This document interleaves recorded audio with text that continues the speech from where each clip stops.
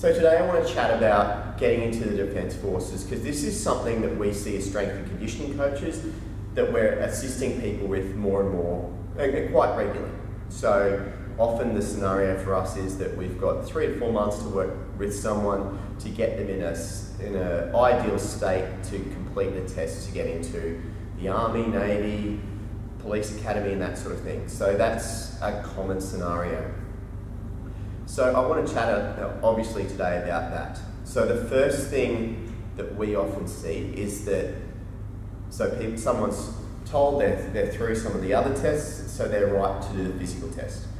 So this is when training commences, and what often occurs is that person will go and train as hard as they can, as quickly as they can. So they're going from maybe a moderately decent base of training, so they might be doing some sort of training, maybe 2 or 3 times a week. That's pretty common for most people who want to go into the Defence Forces.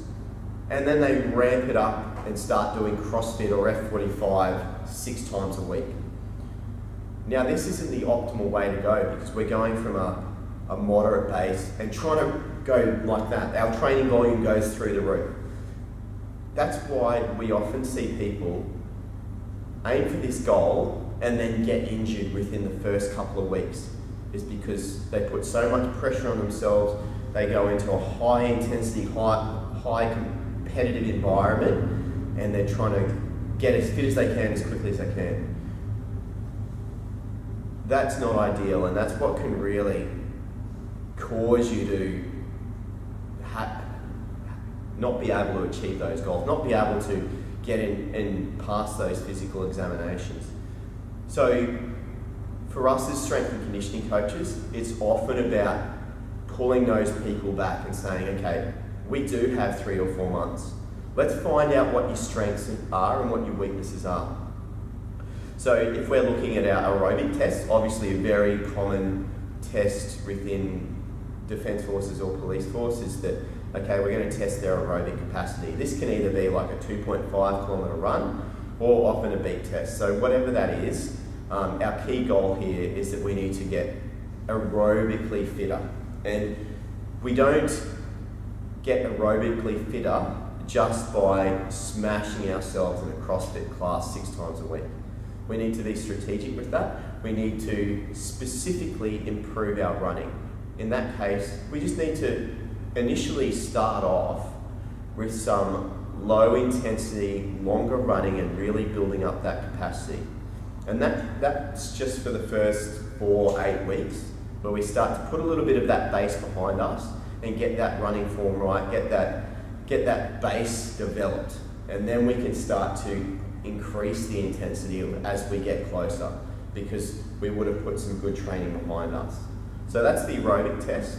The strength tests are really specific.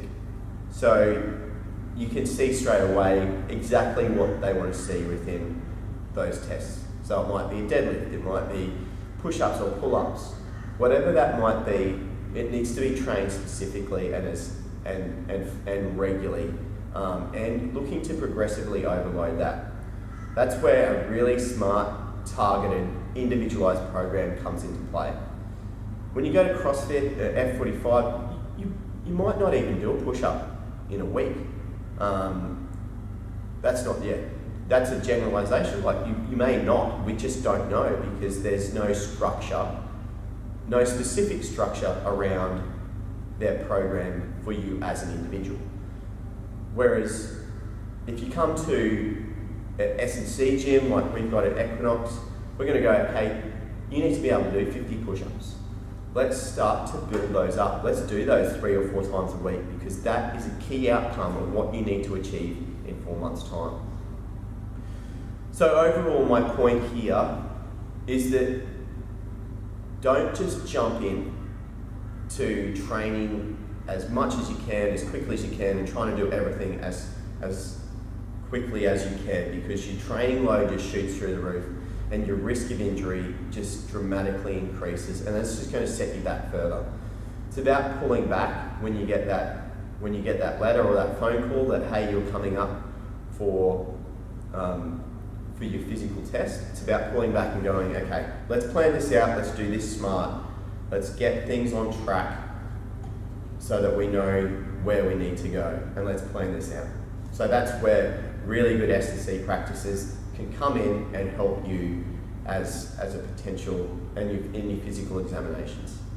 Any questions, leave those in the comments. Feel free to like and subscribe to the channel and check out the rest of the channel for more tips and advice. Talk to you soon.